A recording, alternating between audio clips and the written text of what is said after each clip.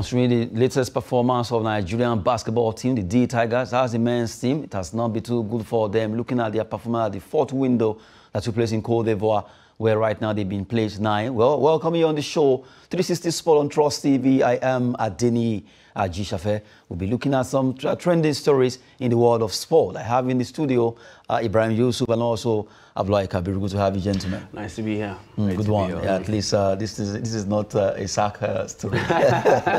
Now let's start with basketball, where right now Nigeria actually ranked 9 in the FIBA power ranking. That actually been released by FIBA. Well, during the fourth window transfer, the qualifier, well, Nigeria actually got to 9th position on the law. -4, you have Côte d'Ivoire, the host nation, South Sudan, Egypt, Angola, Senegal, Cape Verde, Tunisia, DR Congo, Nigeria number 9. You have Cameroon, Guinea, and Uganda. And the 5th window will be coming up later on. That should be by February. And we hope that our guys will be able to bounce back. We lost against Angola. Côte d'Ivoire actually started it, defeating Nigeria. It was a shocking one. Also against Angola, we were able to defeat Guinea, but that wasn't good enough. We know what's happening concerning that federation. Talking about Nigerian Basketball Federation, that has actually affected the performance of our boys. Well, hope the Tigers will be able to get their acts together. They are placed 9th now in the 4th window of FIBA power ranking. That's not good enough, really. I think champions of Africa. I think it's really not good enough for Nigeria, and basketball in particular. I mean, like placing 9th is really not a good thing. I think maybe just like you alluded to, the issues with the NBBF maybe played a part in all that, but still. I mean, like, talent is really not our problem. We have exceptional basketball players in Nigeria. We have even dashed other countries our players because of how good we actually are. So we really shouldn't be losing. Yeah, Angola is a very fantastic basketballing team, but really, we should not be losing to the likes of, we should not be coming behind the likes of South Sudan and the rest of them. It's really not that. We should be up there with the best of them. That's because that is at least when it comes to basketball in Africa, when you look at Nigeria, Angola, Senegal, Côte d'Ivoire. We should be top 3. At least we are champion when it comes to D Tigers. Talent is not our problem. We have exceptional talent. Maybe administratively we are found lacking, and maybe that's what's causing all these things on the pitch, on the field. But still, we have exceptional players, and I think the Tigers can actually do a lot better than they are doing right now. KB, seems from the way it is, Nigerian basketball, even though this is the 4th window qualifier, we're able to, at least we won one of the game against Guinea. We lost against Angola, against Côte d'Ivoire. And that has actually landed us in 9th position right now. And only 5. Having to look at that list again, you have only 5 teams that will qualify for the World Cup. And right now we are standing 9th on the list with a -4 difference. And you look at, we are just ahead of Cameroon, Guinea, and Uganda. And they have 12 teams in this particular round. And we still have one more window to play. And from the way it is, I'm very sure Côte d'Ivoire, South Sudan, Egypt, Angola, Senegal will do everything possible to make sure they retain the 5 slot that will go to the World Cup. Honestly, we need to get our act together, you know. But I still hope anyway. Honestly, it shouldn't be 2-0 missing out on the World Cup for football and missing out for basketball. It will really be a disgraceful year for Nigerian sports in general. So we need to step up our game. Like you said, the talent is there internationally. So many Nigerian players representing the US, all of that. So we have no excuses. Maybe it might be off the field, administratively, or maybe regarding the whole organizations handling these things. You know, this would affect the players on the pitch when we're not prepared. We don't handle things very well. So we need to step up our game, honestly. You know, it shouldn't be this way. 9th on the log. Well, it might be too late, but we'll see. There's still hope, because the 5th window, that's another qualifier that will be coming up. Hopefully, Nigeria can rally around and see if they can make it. Unless the other teams are not going to play. Oh, we can, because the other people, can we? We can. Why didn't we? We can. I mean, like, we can still. We should be able, qualify. We should be able to rub shoulders and beat the likes of the direct competition. If, for example, now the 3 matches, if they're able to win the 3 matches, that will actually put them to exactly. 3rd or 4th or 5th. But the other teams that are ahead of us will still play. They will lose. Come on, Nigeria will actually you know, sometimes you need to lose a few things before you can be able to put your together. I think that's the wake-up call that we have. Yes, I'm sure they will be looking at, okay, this is the last window that we have. Let's just rally around and do this and show that the spirit, the Nigerian spirit, as we call it, the Niger spirit won't go down. They never carry last. Come on. I'll leave it at that. Well, ask Pogba for his jazz man too. Well, that's not working. Okay, no, we won't do that here. the Pogba and his cohorts can be doing that. We won't do it. And I think well, if really that thing works in sports, then it means a lot of countries will have dominated the whole. You know, Brugge was accused of using that in Chelsea at one point. He was accused of using that in Chelsea at one point. But to be candid, if it works, it means all these countries are into it. We should have won the World Cup. I think Haiti would have been winning a lot of things. Yeah, of course. Look at Haiti with their voodoo and everything. They would have been winning a lot of things. They should have been able to beat everyone 100-0 and just scroll 6 matches. You can win the World Cup, right? Exactly. So match 1, 10-0, second one, 20-0, exactly. and that's it. But it's not working. It's not working. There's a rumor India beat Nigeria in Nigeria. That's just a fable. That's a fable. Well, a lot of issues here, but we just have to look at the way it is. Nigerian basketball needs to get acts together. The players and the administrators. This is really having a toll on the players, and we hope that they'll be able to get it right against all the things they'll be facing in the 5th window of qualifiers that will be coming up. Hopefully, the Tigers can still make it to the World Cup. We are proud of them. Now, from there, let's look at the big one happening for this evening. That will be UEFA Champions League fixtures. I'll be looking at those fixtures that will be happening live quickly as we look at Ajax versus Rangers. Well, this is like in this year's Champions League, have a lot of players that moved, are now facing their player. Calvin Bassey from Rangers to Ajax. Now he'll be facing his former club.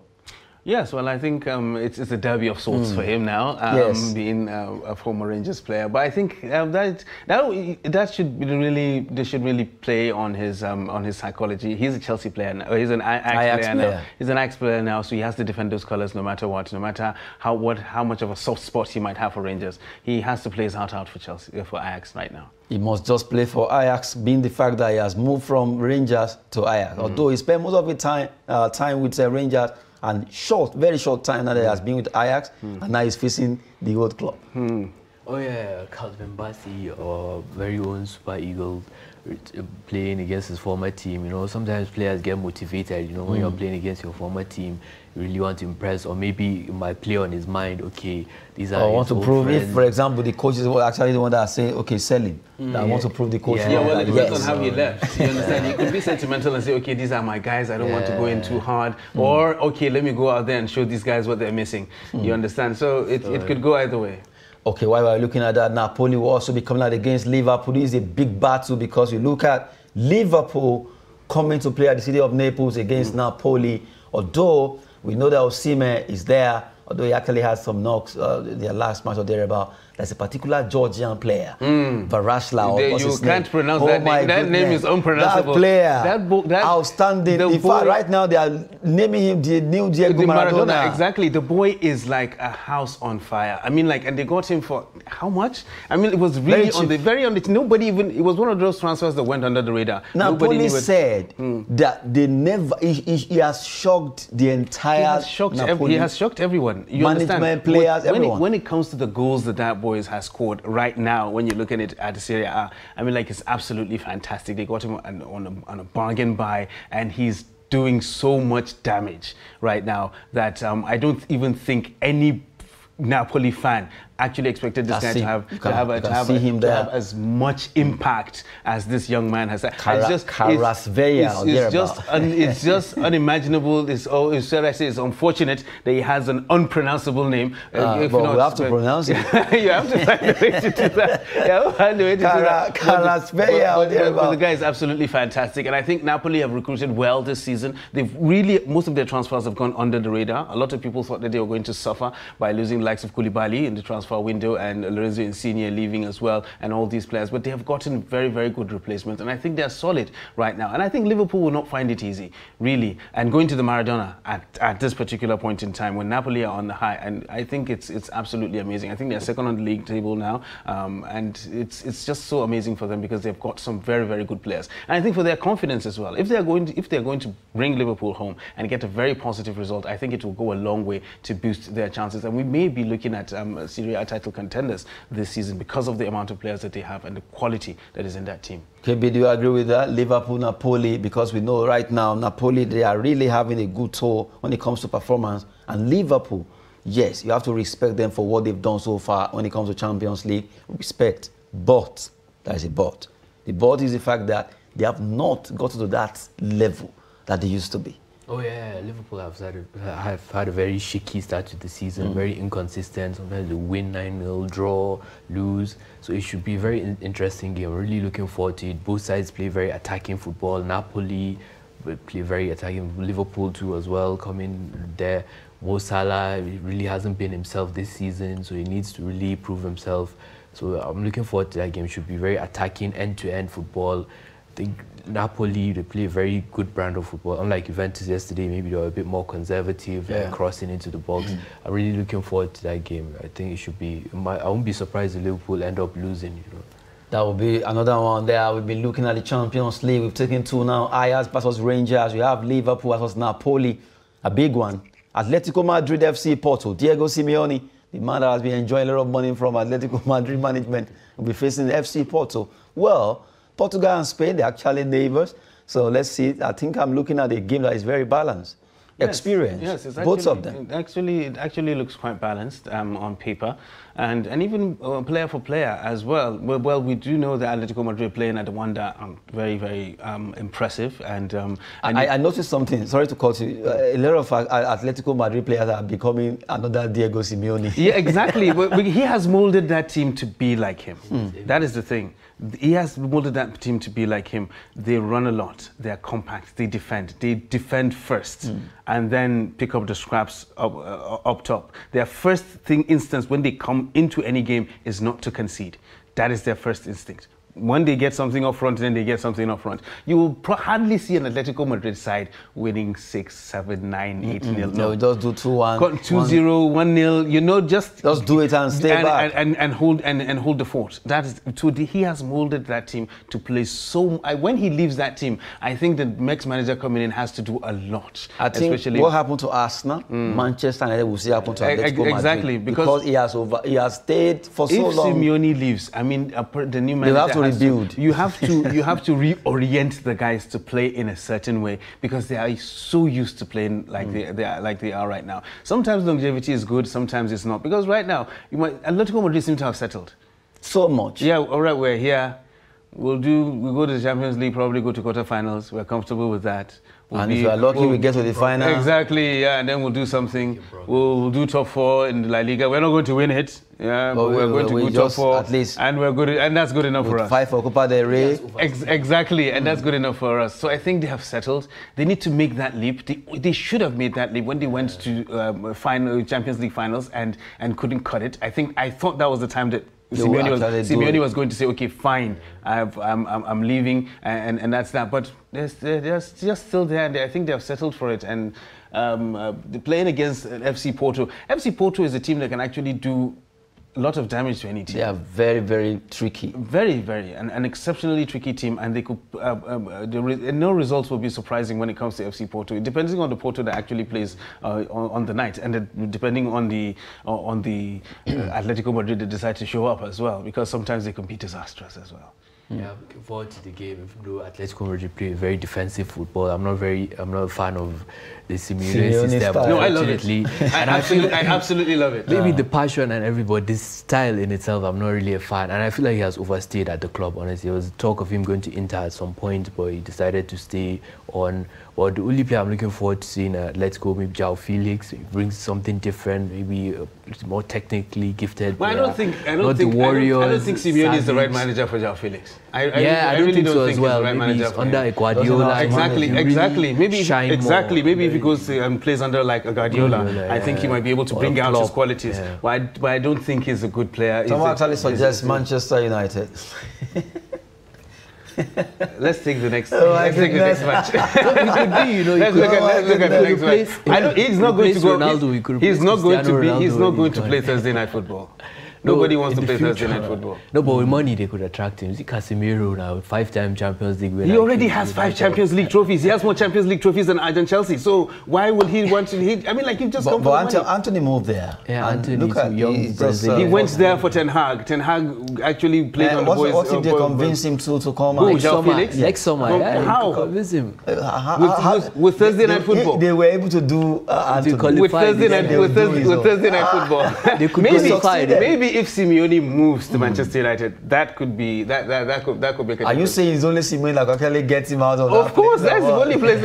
He can go elsewhere, but Manchester United, I mean, like, come on. He can actually move. If Anthony could leave Ajax and move straight down, maybe he can go to Nottingham Forest. His fellow Portuguese, Bruno, Ronaldo, Martinez or thereabout, Lisandro came and he came because of Ten Hag. Of course, that they is have the thing. to Exactly.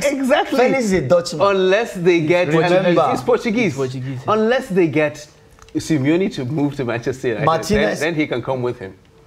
Right now, as it is right now, you just have to look at Joao Felix. They have Bruno, they have Ronaldo. That can be an influence. Portuguese, yeah, they could just call it Portuguese influence. No player wants to play Thursday night football. Even Ronaldo wants to run away. But they'll qualify Ronaldo wants to run away. After they qualify, wait to see what's going to be happening concerning that. We've just been talking UEFA Champions, and you have to divert a bit.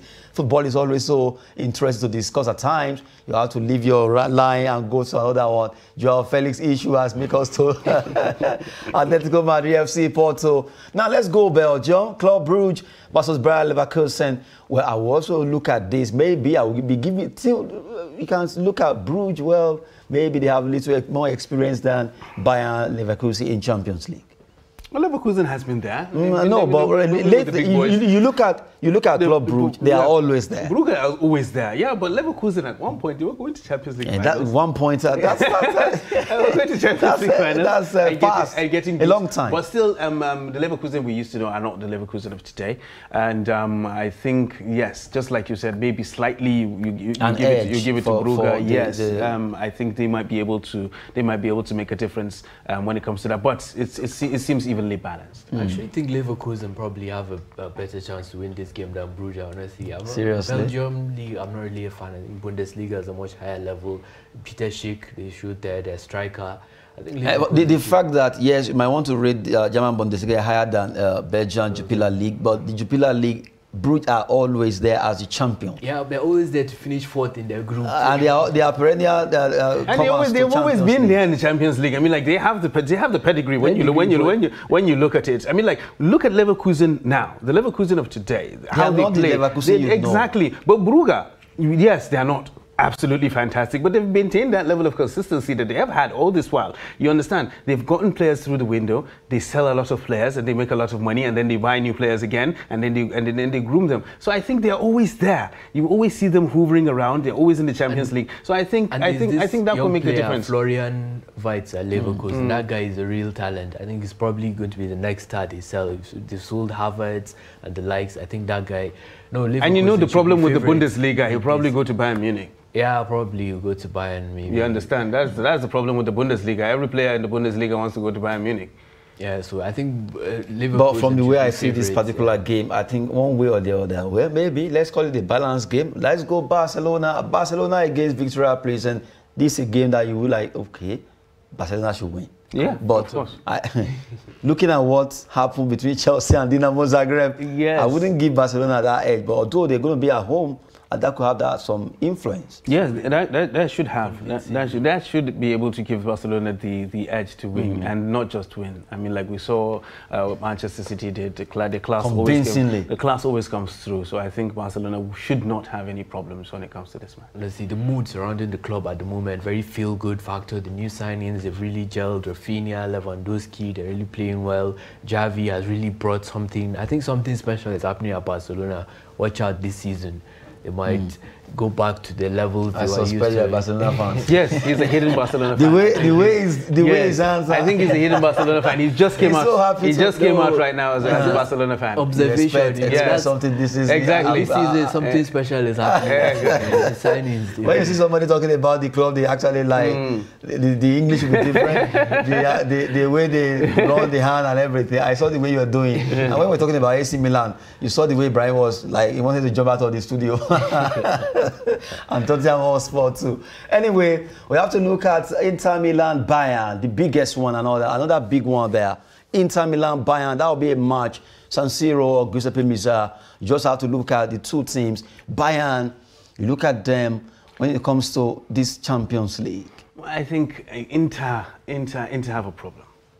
The Inter we saw last season, 2 seasons ago, it's really not the Inter of today. I think there's a mentality problem there. And unfortunately for them, the person that was supposed to come and bring them back to those levels right now is not there now. Lukaku was supposed to be there, and I think he's out injured, and he'll probably be unavailable for that game as well. So I think that's what's going to make the difference. They are just coming off a derby loss to Milan, and that is not very good for them as well. So their head is not in the right place. I think Inzaghi is getting it wrong, most especially defensively. Defensively, Inter are not solid as they used to be. Yes, Skriniar is still there, Bastoni is still there, the guys are still there from before. De Vrij has been absolutely disastrous throughout this season, and I think that is where the difference is going to be made. I think Bayern Munich are going to exploit those particular chinks in the armor of Inter. I think Inter will do well to come out with a draw in this game.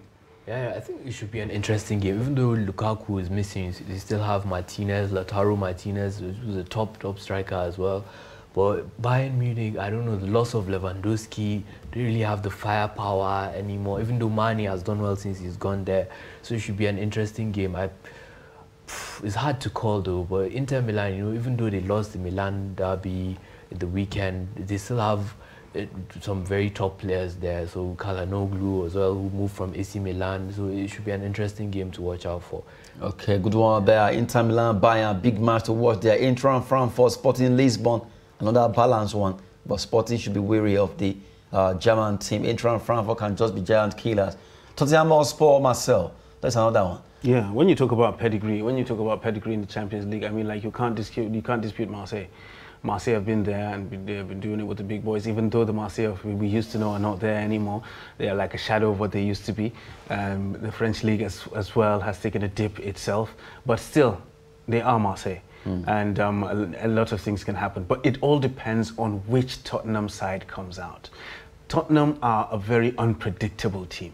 They can come this week and play the most amazing football that you've ever seen.